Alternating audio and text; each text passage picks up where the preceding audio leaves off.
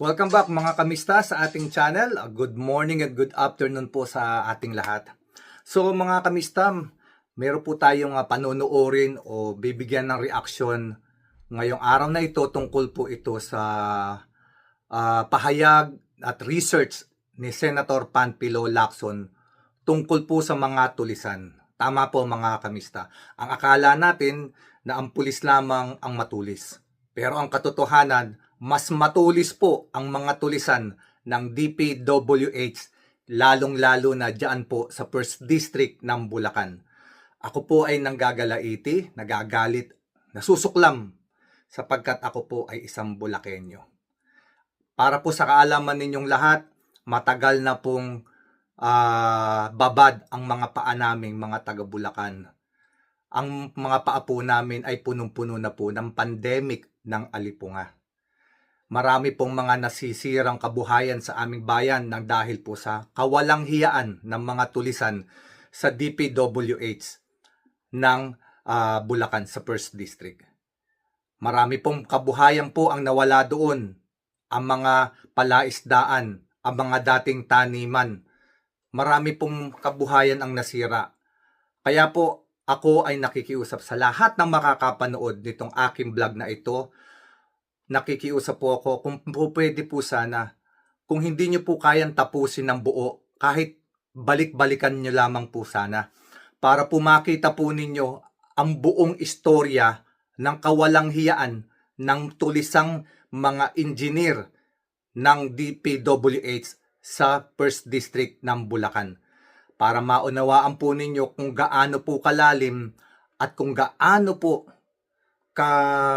kawalang hiya ang mga taong ito. Kung gaano karaming pera ang winaldas at ibinulsa para po lamang sa sarili nilang kapakanan. 5 tao po lamang ito.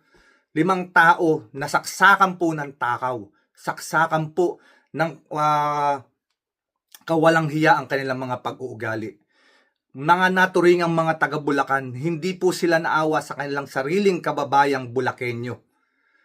Mga walang hiya po ang taong ito. At para po sa mga taga-Bulacan, panuurin po ninyo ito.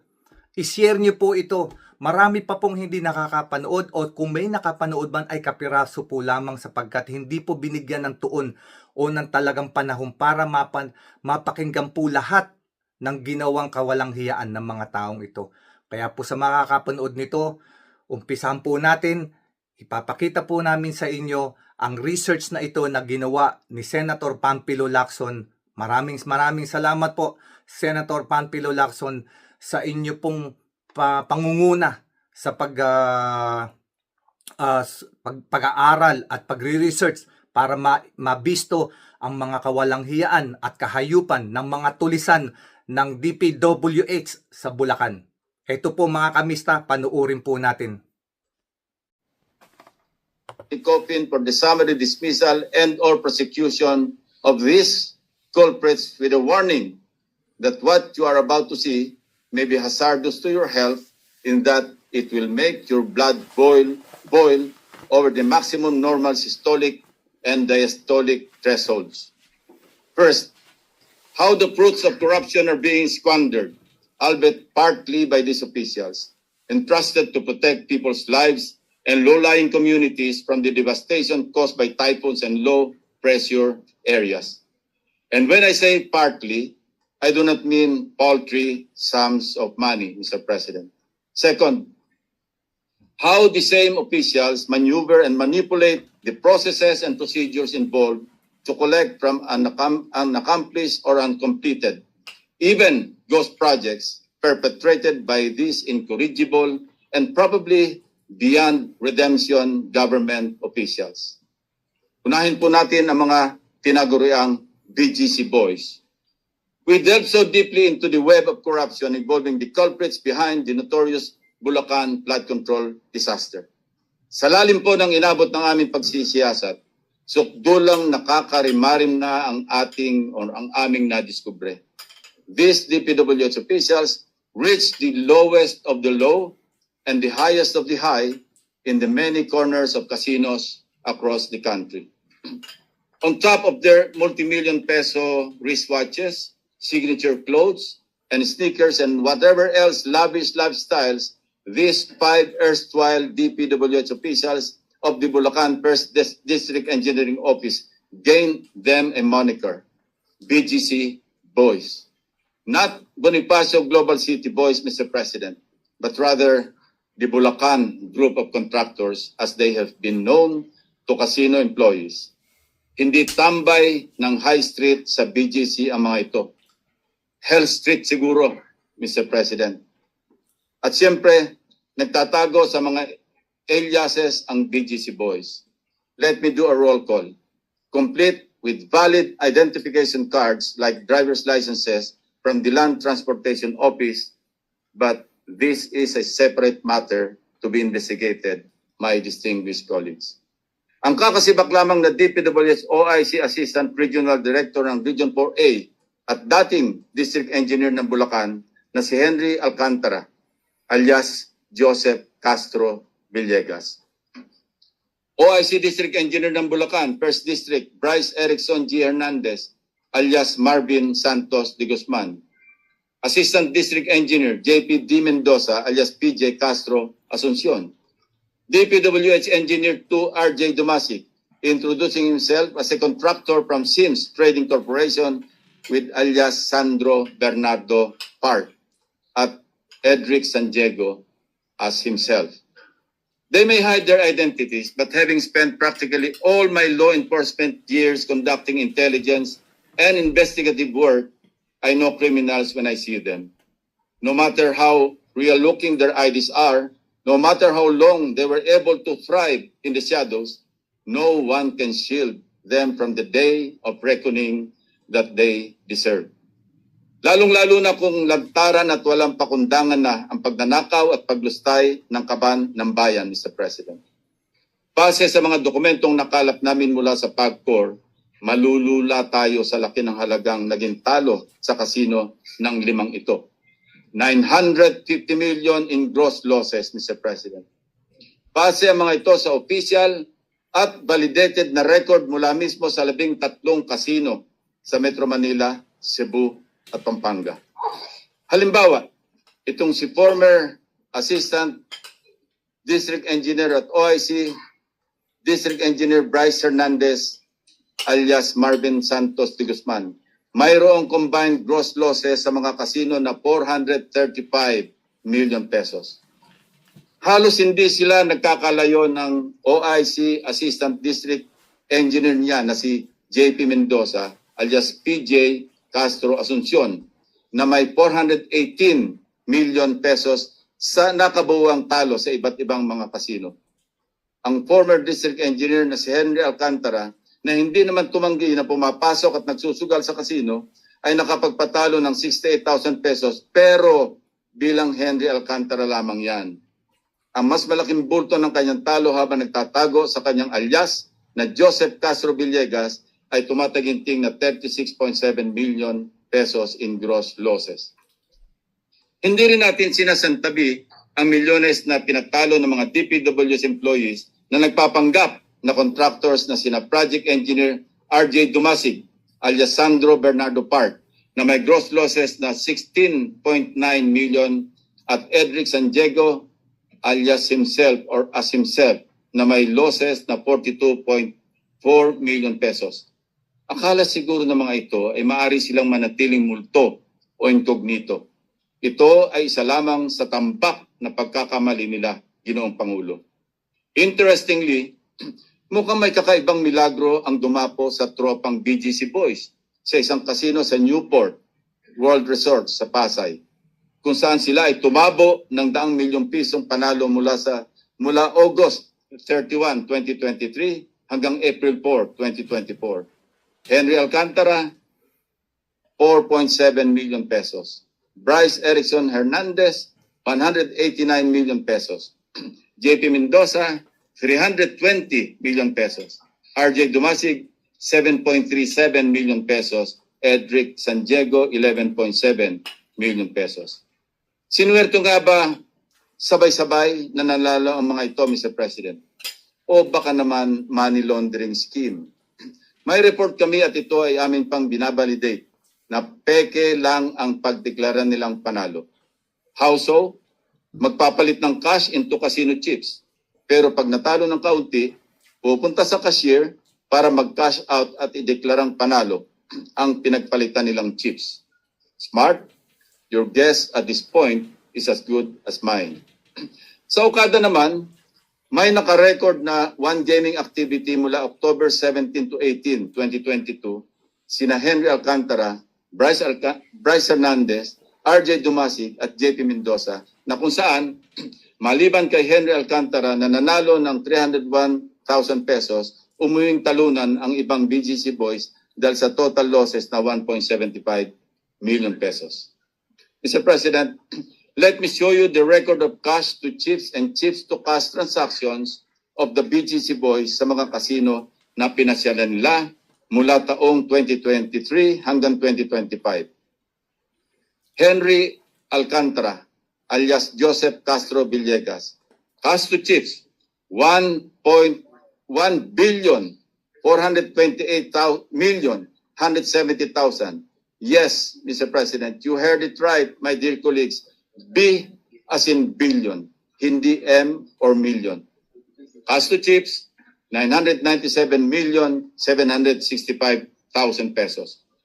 Bryce Hernandez, alias Marvin Santos de Guzman, cash to chips, 659,910,000 pesos. Chips to cash, 1,385,360,250 pesos. JP de Guzman, alias PJ Asuncion, cash to chips from 2023 to 2024, 26,500,000. Cash to chips, 2023 and 2024, 280,093,500 pesos.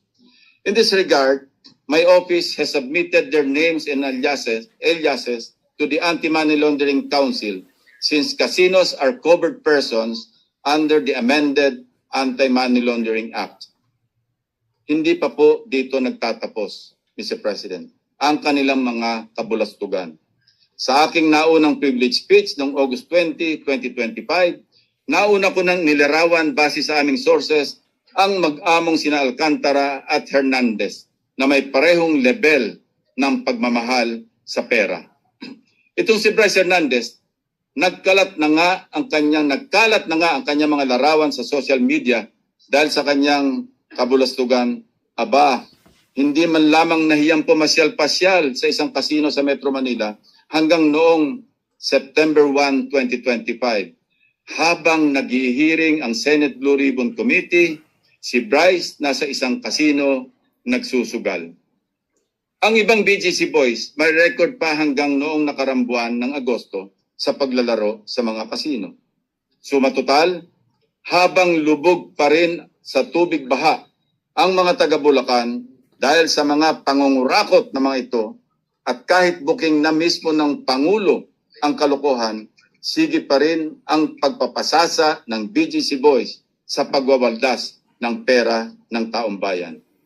Walang kahiya-hiya sa katawan. Wala pong konsyensya ang mga ito, Mr. President. Kung garapala ng pagwawaldas ng kaban ng bayan sa mga kasino, lalong garapala ng kanilang pagduduktor ng mga dokumento para makapagnakaw. Over the past week, we scoured hundreds of pages of documents, each page painting telltale signs of how deeply entrenched corruption has become in the BGC kingdom. Patterns emerge not by accident, but by elaborate design, a framework of rigged and questionable biddings, impossible timelines of completion, manipulated progress reports, and falsified public documents. Certainly, these are not clerical errors, Mr. President. These are fingerprints of a system perfected over the years to pocket billions of funds at the expense of our people's safety and welfare. For purposes of presentation, iisa-isahin ko na ang aming naging findings. Una sa ating listahan ng flood control structure sa bayan ng Bulacan, sa lalawigan ng Bulacan, na sakop ng notorious 1st District Engineering Office. Ang pondo ng flood control structure sa May Capiz, Talitip River, Package B sa Barangay Perez ay nagkakahalaga ng 92.58 million pesos sa ilalim ng 2024 national budget. Mr. President, hindi ito basta ghost project lamang. Hindi rin ito basta-bastang substandard o palpak. This project may be added to the wonders of the world. Why? Because it will keep us wondering how in the world it was implemented at such an extraordinary speed and paid in extraordinary haste.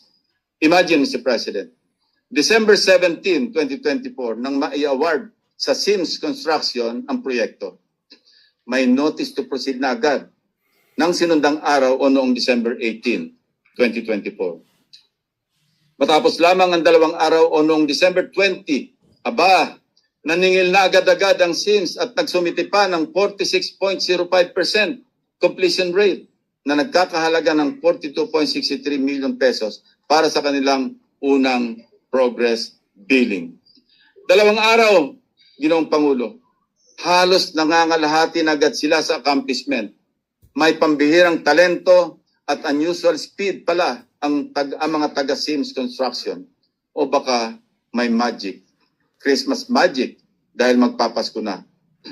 Hindi man nakahabol sa Pasko, New Year pa rin ang bagong taon ng magkakasapakat na Sims Contractor at Bulacan DPWH. Dahil na-release agad noong December 27 ang unang bayad na 35.97 million sa Sims matapos bawasin ang VAT, withholding tax at retention fees. Palagay namin, Mr. President, kung kaya pa nilang kuraputin ang taxes, baka ninakaw pa rin nila. Kaya lang, inisip siguro, baka maalkapon sila. Paglipas ng 3 buwan, o noong March 14, naningil na muli ang Sims para sa 89.1% completion rate na nagkakahalaga ng 39.86 million pesos base sa kanilang second progress billing. Matapos ang 5 araw o noong March 19, bayad na agad ang Sims. Siyempre pa, mapupukaw ang aming curiosity kung anong pagkaiba ng proyekto mula noong December 24 kung saan 46% na ng proyekto ang natapos kuno sa loob lamang ng 2 working days. At March 25, kung saan 89% completed na ang flood control project. Tingnan po natin ang pagkakaiba. Ito po ang mga larawan na naka-attach sa first billing request dated December 20, 2024 na 46% completed daw. At second billing request dated March 14, 2025. Sabi nga po nila, can you spot the difference? Wala po tayo makikitang pagkakaiba, Mr. President. Let me explain. Maliban na lamang kung ang 2 taong nakatayo noong December 2024 ay hindi umalis at hindi rin gumalaw hanggang Marso ng sumunod na taon, no-brainer ika nga, maliwanag na iisa ang larawan na ginamit at sinumite para sa 2 progress billings ng Sims. Trabahong tamad para sa trabahong gahaman, Mr. President. Hindi pa nagkasya rito ang handiwork ng contractor na Sims at DPWH, my dear colleagues. Sa third and final payment, sumobra pa ang kubra ng Sims ng 3.9 million pesos, kaya naging 14 million pesos. Kung susumahin natin, ang kabuuang siningil ng Sims ay umabot sa 96.499 million pesos o 3.9 million pa more sa original contract price na 92.585 million pesos.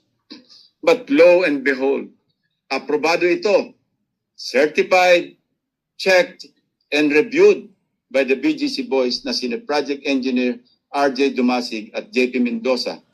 Ang monthly certificate of payment para sa statement of work ng Sims, kasamang dagdag na 3.9 million pesos sa revised contract. Ang unang minadaling progress billing number 1, approved for payment rin sina Bryce Hernandez at Henry Alcantara, kaya release agad-agad ang singilin ng Sims. Hinog na hinog sa criminal case na malversation through falsification of public documents. Mamaya po, hihimayin natin ang mga patong-patong na kaso na maaaring hanapin ng mga ito. If you know me, Mr. President, hindi pa rin sa akin sapat ang mga dokumento at kwento. Kaya muli ko pong pinalakad ang aking team upang makita ng sarili naming mga mata ano ba talaga ang lagay ng proyektong ito sa Barangay Perez, Bulacan, na katatapos lamang ngayong Mayo. Ang tumambad sa amin, Package A, ng parehong proyekto sa parehong lugar ng Package B sa Barangay Perez, Bulacan. Mukhang na-double whammy tayo ng Sims Construction at ng mga kasabot nila sa DPWH. Kung nasaan ang Package B na minadaling nabayaran, ay mananatili na lamang guni-guni dahil tanging package A lamang ang nandun. Ito po ang itsura ng Package A na walang pinagkaiba sa Ghost Project na Package B. Tagpi-tagpi na nga at ang completed na Package A minulto pa sa Package B. Mr. President, Sims Construction seems to be complicit sa broad daylight robbery na ito. Not once, but twice. Dapat makasuhan din ang kontraktor na ito bukod pa sa forever blacklisting. Marami pang katanungan kaugnay ng proyektong ito tulad na lamang ng irregularidad sa mga dokumento. Pag-release ng bayad sa kabila ng kakulangan ng pirma ng mga kaukulang opisyal. Sa dalawang proyekto sa Barangay Bulusan, Kalumpit, Bulacan, copy-paste din ang modus ng Sims, Mr. President. Ang masama, dalawang proyekto pa ang hinokus-pokus ng kontraktor at DPWH engineer sa Bulacan. Ang isa, Contract ID number 25CC0072 para sa Riverbank Protection sa Barangay Bulusan, Kalumpit, Bulacan, na may original contract price na 74 million pesos. Ang isa naman, Contract ID 25CC0091 para sa flood control structure sa Barangay Bulusan, din mula sa Purok 4 hanggang Purok 5. Ang halaga, 92.7 million pesos. Akala namin, namamalikmata lamang kami noong una namin kinilatis ang mga kontrata, the Singis colleagues. But documents clearly show not only how unscrupulous but also how brazen these people can be. Parehong petsa ng notice of award ng dalawang contracts noong February 17, 2025. Pareho din ang petsa ng notice to proceed, February 25, 2025. Pareho pa ding may revised contracts na ang markup ay pareho pa ulit na 4%. At ang ultimong panggagago, Mr. President, sa loob lamang ng 15 araw mula February 25 hanggang March 12, parehong 89% ang completion rate ng dalawang proyekto. Hindi lang yun.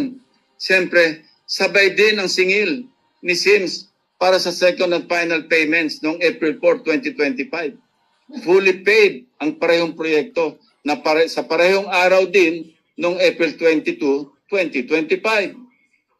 Parang nakinikinita ko na, Mr. President, na nagtatawanan pa ang mga matatalinong gagong matching na ito habang nagbibiyahe papuntang kasino, dala ang kwartang kinulimbat habang naglilimas ng tubig baha papalabas ng kanilang mga bahay ang mga pobreng taga Bulacan. Magkaibang proyekto na ang contract duration na sana ay 240 days at 270 days respectively. Pero sabay natapos ng record period na 34 days. 100% completed kuno. Sa kabilang dako, okay, let's give him the benefit of the doubt.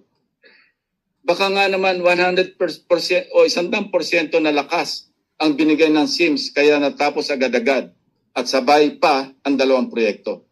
Tingnan natin ang progress reports na sinumiti nila, Mr. President. Sa slide na ito, makikita ang sinumiting photos para sa progress billing number 1 ng Sims noong March 14, 2025. Sa kaliwa, attachment para sa 25CC0072 contract. Sa kanan naman, para sa contract 25CC0091, may pinagkaiba po ba? Ganito rin ang attachment para sa second and final billing na sinumite noong April 4, 2025. Hindi tayo namamalikmata. Harap-harapan, pinagnanakawan po tayo. Mr. President, sa kabuuan, 174,699,499 pesos and 11 centavos ang halaga ng dalawang proyektong ito. Base sa sinumite ng DPWH sa isang report sa Blue Ribbon Committee hearing, sinasabing ang contract ID 25CC0072 ay walang struktura. Kaya ghost project po talaga ito. One project for the price of two. Hindi po ba sadyang panggagago na ito? Papayag po bang mahigit na 112 million Filipinos na patuloy na magpaloko sa kontraktor at 5 tulisan na ito? Obvious rin ang kabalbalan sa mga reports para sa proyektong construction of pumping station ng floodgate sa Barangay Atlag, Malolos, Bulacan na may halagang 92.5 million pesos sa ilalim ulit ng 2024 GAA. Ang kontraktor nito, ang IM Construction Corporation. Base sa mga sales invoice, 4 na beses nakasingil ang kontraktor para sa kabuuan ng proyekto mula October 2024 hanggang Mayo nitong taon, kasama ng 15% advance payment. Nakikita po niyo sa screen ang mga petsa ng request for progress billing noong December 20, 2024, February 24, 2025, at April 29, 2025. At mapapansing pareho ito sa style ng SIMS, Mr. President. Subalit, ito natin ang ating atensyon sa mga naka-attached na larawan sa first progress report noong December 20, 2024 at third progress report noong April 29, 2025. Ang sunod na mga litratong ito ay may petsang December 2024 at April 2025 pa rin. Parehong larawan, ang mga bulok at kinakalawang na sheet piles, parehong pwesto ng mga makinarya at parehong pwesto ng mga manggagawa. Ang kaibahan lamang, ang lighting at contrast ng mga larawan. To ask how this doctored photos slip past the eyes of officials is not even a question, Mr. President. Talagang may sabwatan. Siyempre, Mr. President, hindi naman magpapahuli ang isa sa mga crowd's favorites. Simula nung lumabas ang dayaan sa mga flood control projects, wala pong iba kundi ang sikat na wow. Malupit din talaga ang pattern ng kontratistang ito sa kababalaghan. Busisiin natin ang dalawang proyektong ito na alam na nating may distinct na halaga. Construction ng flood mitigation structure along Barangay Frances, Kalumpit, Bulacan na may halagang 77.199 million pesos at construction ng flood mitigation structure along Barangay Bulusan, Kalumpit, Bulacan na may halaga ring 77.199 million pesos. Ang dalawang kontrata na ito ay na-award sa Wawaw Builders noong February 1, 2023. Pero take note, Mr. President, mayroon kaming kopya ng dalawang sulat na may petsang January 30, 2023 or 2 days before na pirmado ni Wawaw Builders Manager Mark Alan Arevalo na nagsasaad na sila ang winning bidder para sa dalawang projects. Advance mag-isip si Wawaw, Mr. President. Ang notice to proceed para sa dalawang contracts, pareho rin ng petsa, February 13, 2023. Subalit, mahigit 1 linggo pa lamang ang nakalilipas mula sa petsa o notice to proceed, naniningil na para sa 50% project accomplishment rate ang Wawaw Builders. Ang nakasaad sa 50% accomplishment rate na ito ay resulta ng isinasagawang trabaho na di umano mula February 13 to 20. 7 days, Mr. President. Ayon sa mga sales invoice na hawak namin, na-release naman ang hinihinging kabayaran noong February 23, 2023. Ang kalahati ng kabayaran at retention fees again for both projects ay naatado naman sa release mula April hanggang July 2023.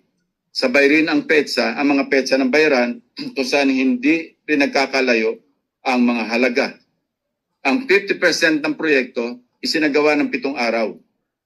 Ang sunod na kalahati, ginawa ng mahigit 4 na buwan. Not for one project, but for 2, Mr. President. Napakahusay, napakaganid. Kawawaw na kawawaw talaga tayo sa Wawaw Builders. Mr. President, Bulacan has proven to be the national sewer of corrupted flood control projects. Hindi na nakapagtataka na marami ang nagkalkal ng record ng mga kontraktor sa buong probinsya. Isa na dito ang Global Creek Builders na kumubra ng 2.195 billion flood control projects mula 2018 hanggang 2024 sa Bulacan pa lamang. Ang Global Creek ay pagmamayari ng mga maglangke ng Candaba.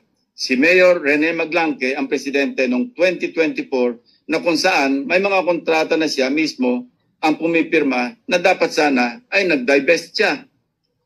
This should not come as a surprise, Mr. President. In the words of Mayor Maglangke, and I quote, "Isa akong malaking kontratista. Kilala sa buong Pilipinas na nangongontrata at bilyon-bilyon ang proyekto ko sa buong Pilipinas." Growing family business indeed.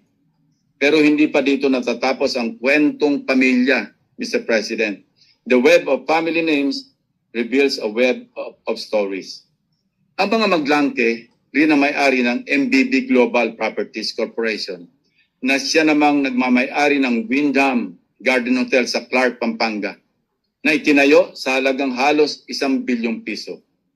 Gayunman, kung babalikan, hindi lamang Maglangke ang kilalang family name na nagmamay-ari ng MBB Global Properties. Nitong August 15, 2025 lang daw nagpalit ng stockholders ang MBB. Nevertheless, the 2024 General Information Sheet o GIS of the MBB Global Properties Corporation would show the following. Macy Monique Maglangke, President. Sunshine M. Bernardo, Corporate Secretary. Fatima J. B. Asinbonoan de la Cruz, Treasurer. Ulitin ko. Maglangke, Bernardo, Bonoan, MBP. Coincidentally, these are known surnames of today's flood control saga. Candaba Mayor Rene Maglangke, ang patriarch ng Maglangkes of Global Concrete Builders, contractor ng multi-billion peso worth of flood control projects. DPWH Undersecretary Roberto Bernardo, na kamakailan lamang ay nag-early retirement matapos masangkot sa maanomalyang flood control. At siyempre pa, dating DPWH Secretary Manuel Bonoan. Maglangke, Bernardo, Bonoan, MBB, Mr. President. Kayo na po mag-connect ng dots. By the way, sina Macy Maglangke, Sunshine Bernardo, at Fatima Gay Bonoan de la Cruz ay mga anak na mga nabanggit na opisyal ng gobyerno. Kaya naman pala ang palaging depensa ni dating DPWH Secretary Bonoan, isolated case lang daw ang nakita ni Pangulong Bongbong Marcos sa Ghost Project sa Bulacan. Ayaw na siguro ni Bonoan na maungkat pa sa investigasyon ang Global Creek.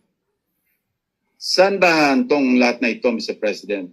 Our people are growing impatient and angry, but we are not in the business of quick fixes and band-aid solutions. The newly installed Secretary of Public Works and Highways, Vince Dizon, has hit the ground running to weed out the corruption in the agency. Investigators are running their course in both chambers of Congress. The President shows no sign of wavering in this fight. We are on the right trajectory in getting to the bottom of this systemic rot and punishing to the fullest extent of the law those who have corrupted us. Sa dahilang ang prosecution ay mandato ng ehekutibo, titiyakin nating may ambag ang oversight functions ng Senado sa pagpapanagot ng mga sangkot. Lahat ng may kinalaman sa pagnanakaw, mapakontraktor o empleyado ng DPWH o mambabatas man, ay dapat isama sa kasong kriminal na isasampa. We respectfully urge the DPWH to refer this matter for the filing of criminal cases, including multiple violations of Article 217 in relation to Articles 48 and 171, Paragraph 4 of the Revised Penal Code, or malversation through falsification of public documents.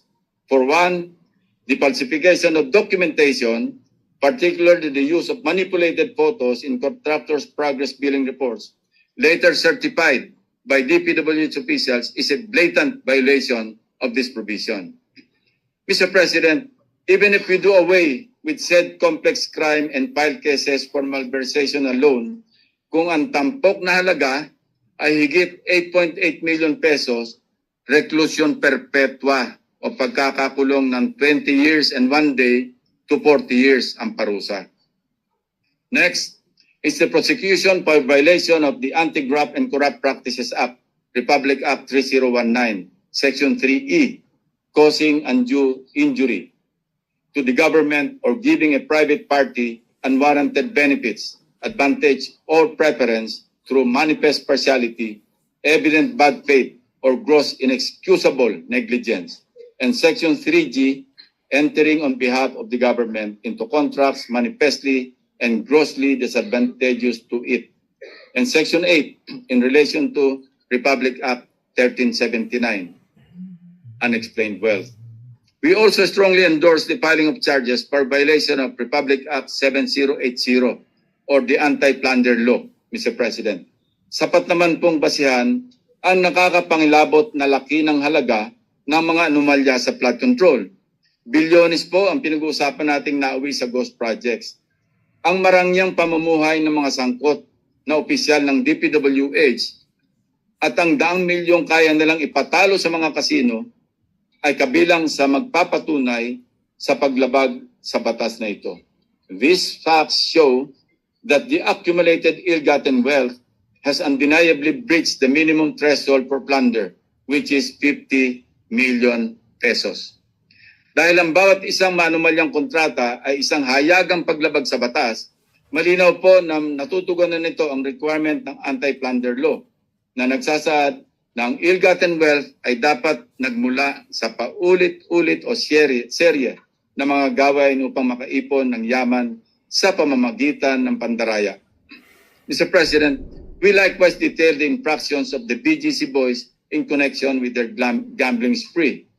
Sa paggamit ng fictitious names o aliases upang itago ang kanilang identity sa mga casinos, easily, Mr. President, this is a clear violation of Article 178 of the Revised Penal Code, or the use of fictitious name and concealing true name. To further sustain the use of their pseudo-identities, the BGC boys used fake driver's licenses to gain entry into casinos, thereby violating Section 31, Article 2 of Republic Act 4136, which expressly outlaws the making, use, or possession of licenses in imitation or similitude of those legally issued by the LTO. Sa actual na garapalang paglalaro sa kasino, ito po ay violation ng Presidential Decree number 1869, Republic Act 6713, and various memorandum circulars prohibiting and penalizing government officials for entering and much more for playing in casinos. Mr. President, the Anti-Money Laundering Act as amended is likewise violated as the proceeds of graft and plunder are transacted and converted by purchasing casino chips and subsequently cashing them out after minimal gaming, thereby disguising the true source of the funds. Considering the glaring violation of the Anti-Money Laundering Act by these big-time gamblers, we urge the Anti-Money Laundering Council to immediately initiate an action for the freezing of the bank accounts of these individuals and the subsequent prosecution for violating the law itself. Finally, Mr. President, umaapaw din ang kinaharap na kasong administratibo ng mga DPWH officials na ito. Among these are grave misconduct, serious dishonesty, gross neglect of duty, and or conduct prejudicial to the best interest of the service, violations of the Code of Conduct and Ethical Standards for Public Officials and employees, and the code of conduct pertaining to the practice of their profession as regulated by the Professional Regulation Commission. Our goal is not only punitive but also preventive. So we do it through reforms in our legislation, Mr. President. Amendment of Republic Act 4566 as amended by PD number 1746 or the Contractors License Law to institutionalize the perpetual absolute ban of blacklisted contractors found to have ghost and substandard projects and higher penalties for conflicts of interest brought by interlocking positions in related industries or entities. Amendment to increase penalties for conflicts of interest, especially those public officials and employees who may also act as contractors under Republic Act 6713 or Code of Conduct and Ethical Standards for Public Officials and Employees.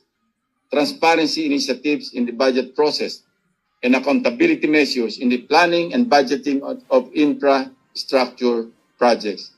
Kung walang detailed architectural and engineering design or DAED, wala dapat pondo. DPWH should also publish DAED, Program of Works and Detailed Unit Price Analysis or DUPA. Mr. President, more than ever, we need people speaking up, not talking down on the efforts we have built. Words such as, wala ring mangyayari dyan, wala namang makukulong, at umpisa lang yan, malilimot din yan, do not help our cause, Mr. President, but only embolden those who have robbed us of our hard-earned taxpayers' money. In my first privileged speech, I spoke about the flooded gates of corruption. Today, we turned our sight into a darker place, the flooded gates of hell. There, we can find those who rob the Filipino people, drowning not in flood waters but in sins and moral decay of the corrupt and greedy officials and contractors. Sana, sa madaling panahon, malunod ang may mga kasalanan sa dami ng kasong kanilang haharapin. Mr. President, these people have reduced the lives of our flood-stricken countrymen into living hell. It is time to give them what they rightly deserve. Thank you, Mr. President.